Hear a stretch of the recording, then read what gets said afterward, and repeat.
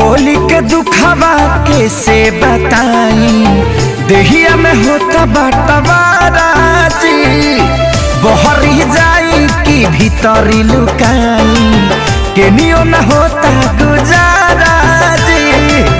माई रे माई ना छोड़ सा दुनु भाई, चोली रंगा गइल पानी में, हमर सैया जी डालस पलानी में, छोटका देवर हो छोटका देवर डालानी में, हमर सैया जी डालस पलानी में, छोटका देवर डालानी में।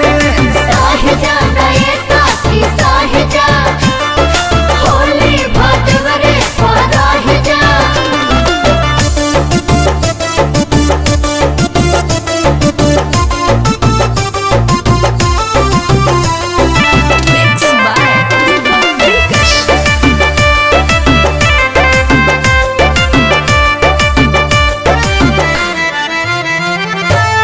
दहिया मर गईनी रंगवा से भर गईनी, डबल मरद के फेरा में पड़ गईनी। हाय दहिया मर गईनी रंगवा से भर गईनी, डबल मरद के फेरा में पड़ गईनी। हट गईल साया भरे न पाया, दाग लगा देले बड़े साजवानी में, हमर सैया जी डालस पलानी में, छोटका देवर छोटका देवर डालानी में, हमर सैया जी डालस पलानी में, छोटका देवर डालानी में।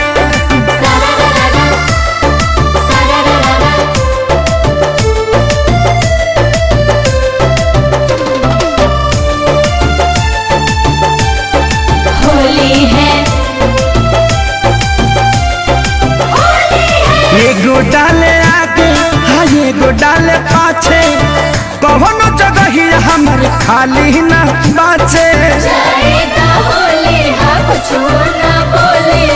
एगो डाले आगे एगो डाले पाछे, कौनो जगह ही हमर खाली न बाचे।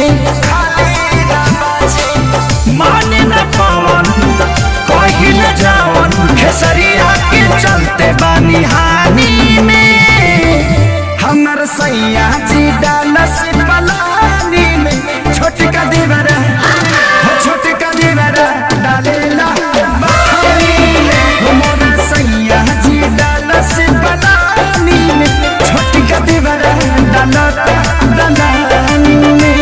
छोड़ दल ससुरावा नहीं हरवे ठीक बा।